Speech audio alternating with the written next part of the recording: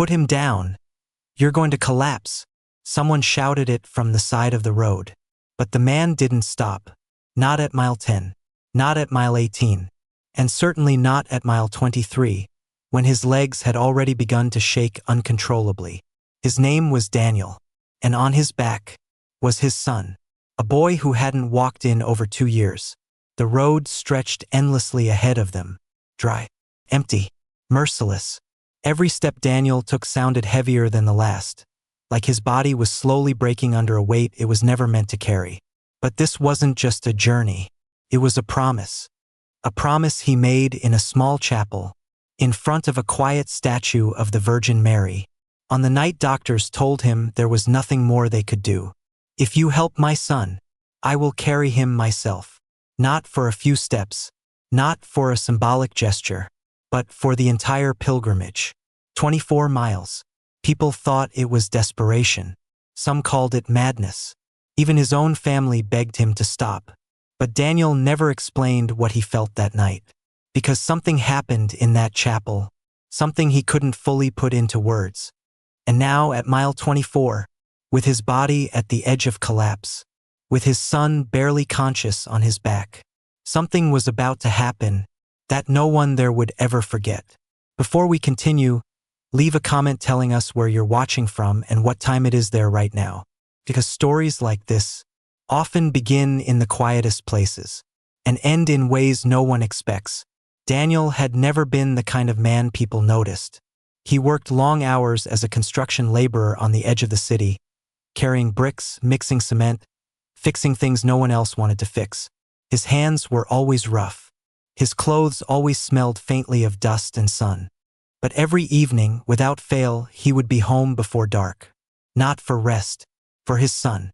Lucas was 9 years old, quiet, observant, the kind of child who didn't ask for much, but noticed everything. Neighbors often saw them sitting together on the small concrete step outside their house. Sometimes they talked, sometimes they didn't, but Lucas would always lean his head against his father's shoulder. And Daniel would stay still, as if that moment mattered more than anything else in the world. "Papa," Lucas once asked softly, "do you think I'll be strong like you?" Daniel didn't answer right away. He looked down at the boy, then smiled just slightly. "You already are." It was a simple life. No vacations, no big celebrations, no plans beyond the next paycheck. But there was something unspoken between them, a bond built in silence, in routine, in small, ordinary moments that no one else ever saw. And maybe that's why, when everything changed, it didn't just break their routine. It broke something much deeper, something Daniel didn't know how to carry. Not yet. It happened on a Tuesday. Nothing unusual. No warning. The morning had started like any other. Daniel left early for work. Lucas stayed home, sitting at the small wooden table, drawing quietly while his mother prepared breakfast in the next room. There was no noise, no fall, no cry for help, just silence. Too much silence. "Lucas?" his mother called out. No answer. When she walked into the room, she found him still sitting there, pencil in hand, eyes open. But something was wrong. "Lucas!" She touched his shoulder. His body didn't respond. The pencil slipped from his fingers and hit the floor. That was the first sound. By the time they reached the hospital, everything had already begun to move too fast. Doctors, nurses, questions, machines. Daniel arrived 20 minutes later, still in his work clothes, his hands covered in dust and sweat. He pushed past the hallway, past the waiting area, until someone stopped him. "Sir, you need to wait. That's my son." They let him through. Lucas was lying on a narrow bed, surrounded by wires and monitors that beeped with a rhythm Daniel didn't understand. A doctor spoke to him. Words like neurological damage, loss of motor function, uncertain recovery. Daniel nodded, not because he understood, but because he didn't know what else to do. "Will he walk again?" The doctor hesitated. That hesitation said everything. Days passed, then weeks. Lucas woke up, but his legs didn't. No matter how many times he tried, nothing moved. And one night, when the room was quiet, Lucas looked at his father and whispered, "Papa, why can't I feel my legs?" Daniel opened his mouth, but no words came out, because for the first time in his life, he didn't have the strength to answer. The first few weeks, Daniel refused to accept it. He carried Lucas from the bed to the chair, from the chair to the window, from the window back to the bed. Every movement was careful, controlled, as if somehow if he did everything right, things would return to the way they were. "Try again," Daniel would say gently. Lucas would close his eyes, focus, and try to move his legs. Nothing. Again. Nothing. Again. Still nothing. At first, the doctors encouraged it. "Repetition helps," they said. "Stay positive." But over time, their tone changed. Fewer words. More silence. More looks that lingered just a second too long. Physical therapy began. Cold rooms. Bright lights. Exercises that felt more like reminders of what Lucas had lost than steps toward recovery. Daniel never missed a session. Not one. Even after 10-hour shifts. Even when his back ached. Even when his hands trembled from exhaustion. "Up," he would whisper, and Lucas would try. For him. Always for him. But there were moments when hope cracked. One evening, after a long therapy session, Lucas sat quietly in his wheelchair, staring at the floor. "I tried, Papa." Daniel knelt in front of him. "I know you did." Lucas swallowed hard. "But it's not working." Daniel looked at his son's face. The effort, the frustration, the quiet fear he was trying so hard to hide. And something inside Daniel shifted. Not loudly, not all at once, but slowly, like a light beginning to dim. That night, after Lucas fell asleep, Daniel sat alone in the hallway outside the hospital room. The world around him kept moving. Nurses walked past. Machines beeped. Voices echoed faintly in the distance. But for Daniel, everything felt still. For the first time, he allowed himself to think the words he had been avoiding. What if this never changes? And that thought stayed with him. It was close to midnight when Daniel finally stood up from the hallway bench. He didn't remember deciding to move. His body just did. Past the nurse's station, down a quieter corridor, toward a place he had walked by many times, but never entered. The hospital chapel. The door was slightly open. A soft, dim light spilled out into the hallway. Daniel hesitated for a moment, then pushed it gently. Inside, it was silent. Not the heavy silence of the hospital. A different kind. Still, calm, almost waiting. There were only a few wooden benches, a small altar, and at the front, a statue of the Virgin Mary. Simple, white, unremarkable to anyone passing by. But something about it made Daniel stop. He didn't know why. He walked forward slowly, each step quieter than the last, until he reached the first row. Then he sat. For a long time he said nothing. He wasn't a man of prayer. He didn't know what words to use, didn't know how to begin. So he just sat there, staring at the statue, at the stillness, at something he couldn't explain. And then, something shifted. Not around him, inside him. A strange calm began to settle in his chest. Soft, unexpected, like a weight he didn't know he was carrying, was suddenly being held by someone else. Daniel frowned slightly. He looked around. No one. Nothing had changed. And yet, he could feel it. Then, just for a brief moment, a faint scent passed through the air. Sweet, light, like roses. Daniel froze. It was gone almost as quickly as it came. He took a slow breath. And for the first time in weeks, he closed his eyes. "I don't know what to do." His voice was barely more than a whisper. "I can carry anything, but not this." He paused. Then, quietly, almost without thinking, he spoke again. "If you help my son," his hands tightened slightly, "I will carry him myself." Silence followed. But something about that silence felt different. Daniel didn't tell anyone about that night. Not his wife. Not the doctors. Not even Lucas. By morning, everything looked the same. The same hospital room. The same machines. The same quiet struggle in his son's eyes. But inside Daniel, something had changed. Not a sudden certainty. Not a miracle. Just a quiet decision that refused to leave. At first, it sounded unreasonable, even to him. Carry Lucas? For miles? His son wasn't a child you could lift for a few minutes and laugh about. He was growing. He was heavy. And Daniel's body was already worn down from years of labor. But the thought kept returning. Not loud. Not forceful. Just steady. Persistent. That night in the chapel, the words hadn't felt like desperation. They had felt like a vow. A real one. Daniel began asking questions. Not directly. Just small things.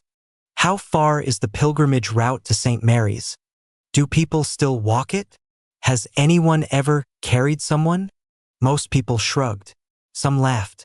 Others gave him looks he had already learned to recognize. The kind that said, don't even think about it. At home, his wife noticed something. You're different, she said one evening. Daniel didn't answer right away. He was sitting beside Lucas, adjusting the blanket over his legs. Carefully, gently, as if every movement mattered. I made a promise, he said finally. She frowned. To who? Daniel looked down at his son. Then quietly, to her. He didn't need to explain further. Because somehow, he knew. This was only the beginning. They started before sunrise. The sky was still dark, the air cool, the world quiet in a way that only exists before everything begins. Daniel stood at the edge of the road, adjusting the straps across his shoulders.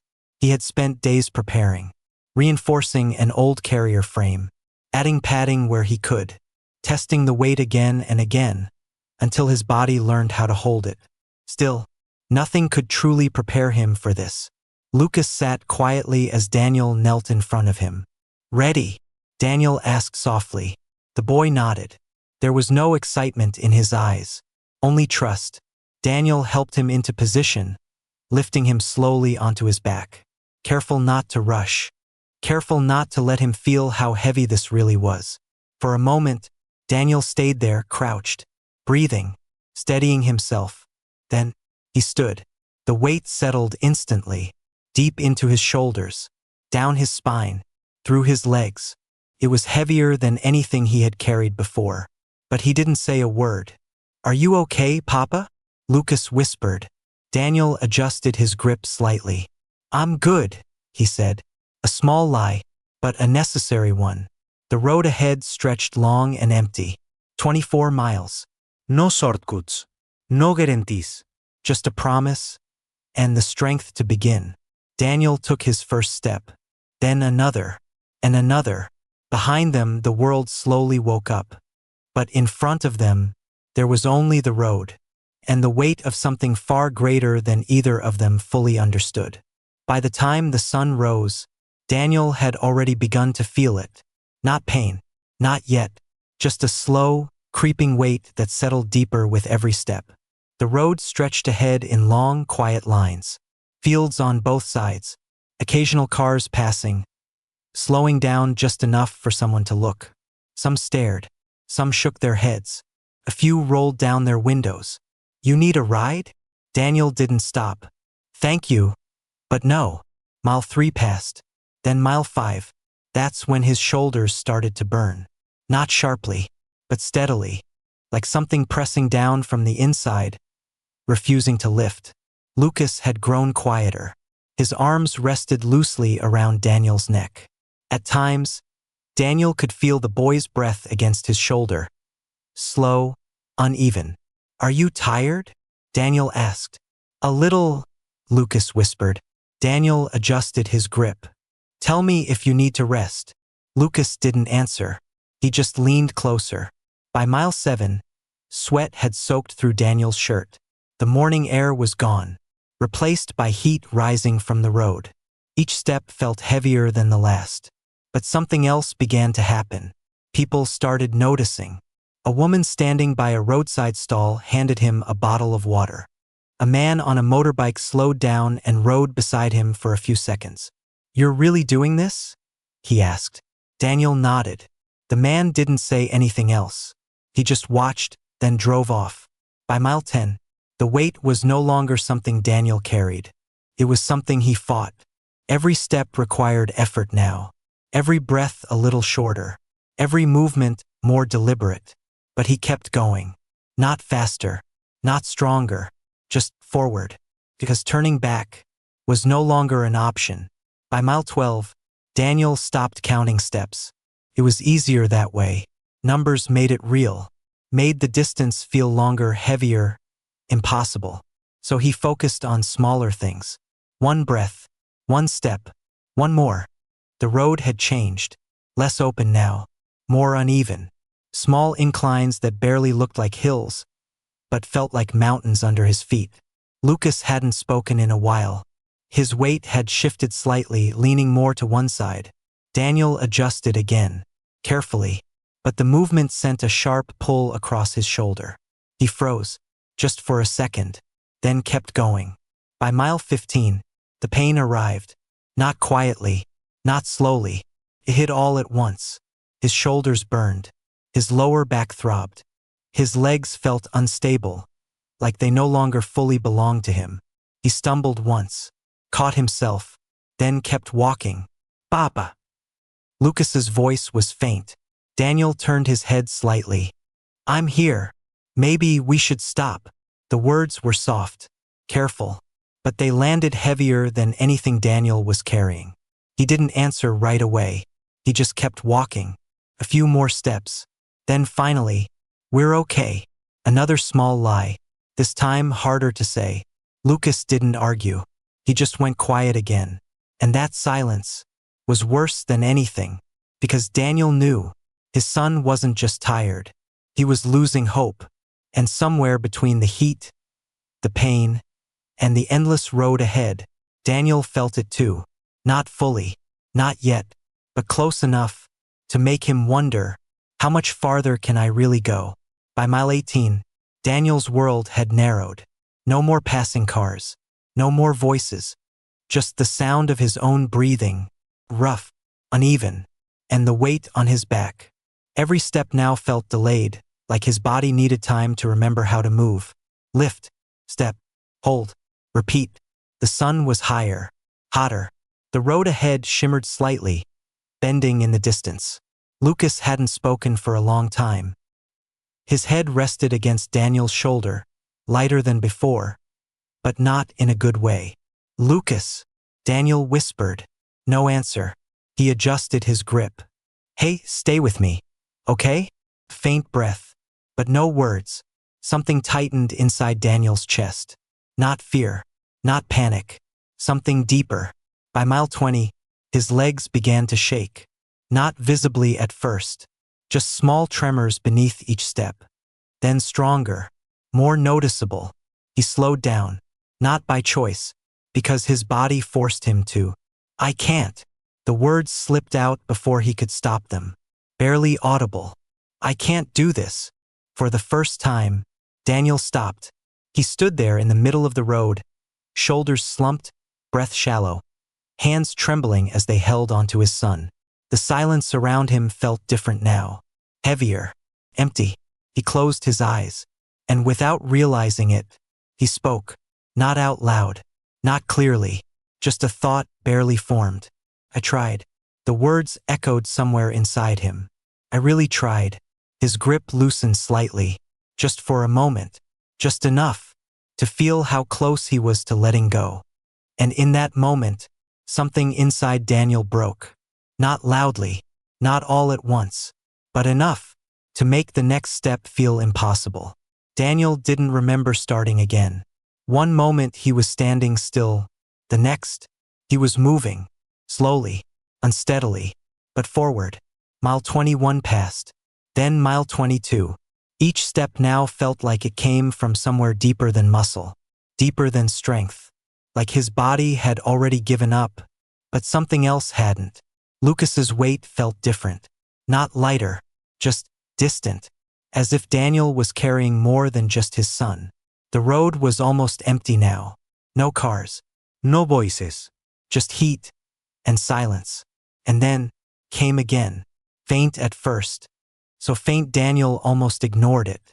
A scent, soft, sweet, like roses. He frowned slightly. There were no flowers nearby, no trees, nothing but dry land stretching in both directions. He took another step. The scent lingered, stronger now, not overwhelming, just present. And with it, something else. A breeze, light, cool, impossible in the heat of that afternoon. Daniel slowed. His breathing shifted. For the first time in hours, it didn't feel like he was fighting for air. Papa. Lucas's voice, clearer than before. Daniel's heart skipped. I'm here. I feel something. Daniel stopped. Not out of exhaustion this time, but because something inside him told him to. The wind passed again. Gentle, almost like a touch. Daniel looked up. There was nothing in front of him. No one. No sign. And yet, the air around them no longer felt empty. Felt full. Like they were no longer alone. Daniel didn't plan to stop. But his body made the decision for him. One step, then another, and suddenly his leg gave out. He dropped to one knee. The impact was hard enough to knock the air from his lungs. For a moment, everything went silent. No wind, no sound, just the weight, still on his back. Too heavy now, too much. Daniel's hands pressed against the ground, trembling. I'm sorry. The words slipped out, broken, barely there. I thought I could. His voice faded. He lowered his head. Dust clung to his skin. Sweat ran into his eyes. His chest burned with every breath. This was it. This was as far as he could go. Mile 24. So close, and still not enough. Behind him, a few distant figures had begun to gather. People who had been watching from afar. No one spoke. They just stood there, waiting. Daniel felt it. The end of strength. The moment where even a promise becomes too heavy to carry. His grip loosened.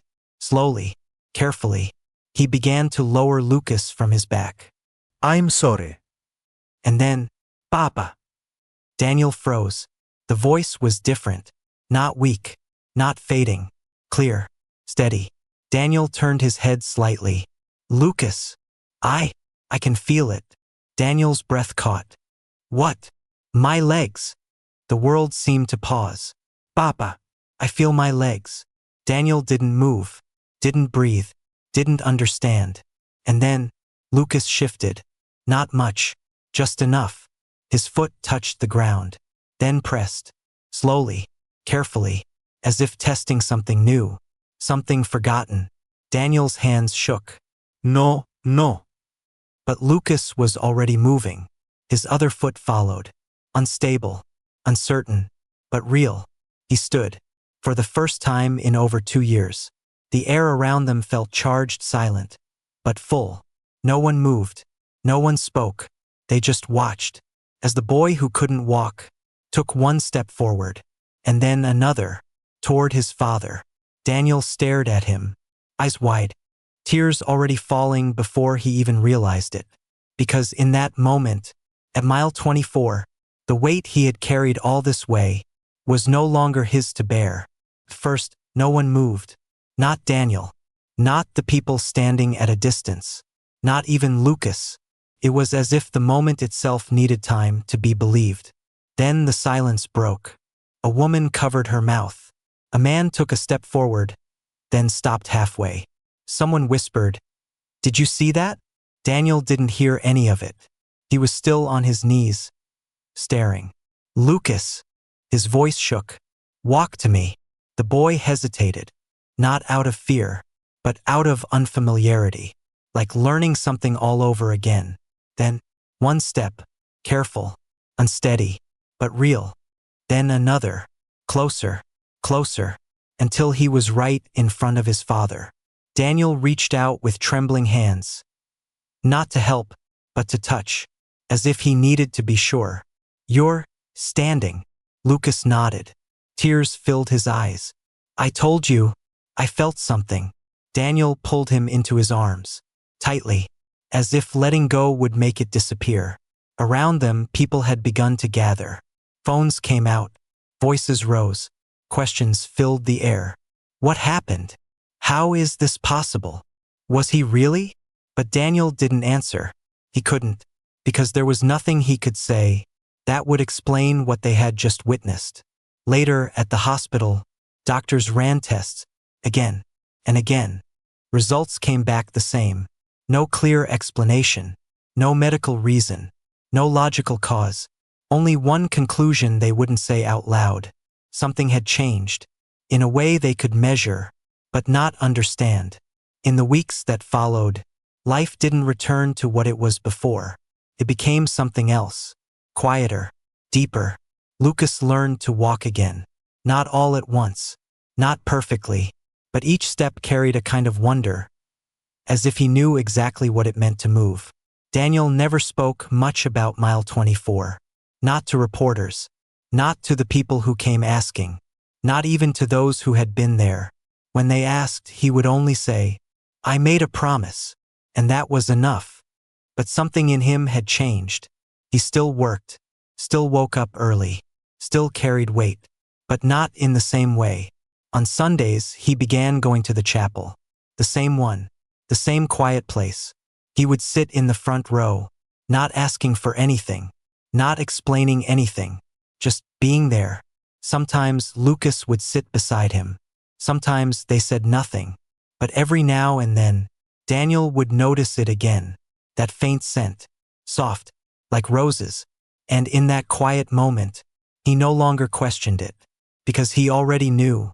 Some promises are heard, even when no words are spoken back. People kept asking the same question.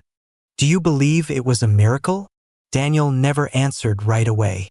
He would pause, just for a moment, not because he doubted, but because the word itself felt too small, too simple for something he had lived. I don't know what to call it, he finally said once, but I know what it did. He looked down at his hands, the same hands that had carried weight his entire life, the same hands that had reached the point of letting go. I thought I was carrying my son, he said quietly. But somewhere along the way, his voice softened. I realized I wasn't the one holding everything together. There was something else, something unseen, something that didn't take the weight away, but helped him carry it, step by step. And maybe that's what faith looks like. Not always loud, not always explained, but present, right at the moment when everything feels too heavy to continue. Right at Mile 24, when strength runs out, and something else begins. If the story stayed with you, comment Mile 24 below, because maybe you've had a moment like that too. A point where everything felt too heavy, too far, too impossible to continue, and yet you took one more step. Or maybe you're standing there right now, tired, uncertain, wondering if you can keep going. If that's you, you're not alone. There are burdens no one else can see. Promises made in silence, prayers spoken without words, and sometimes the answer doesn't come before the journey, it comes at the very edge of it. So if you believe, even just a little, stay, be part of this community, subscribe to the Quiet Miracles, and share your story, because someone out there might be waiting at their own Mile 24, and your story might be the step that helps them move forward.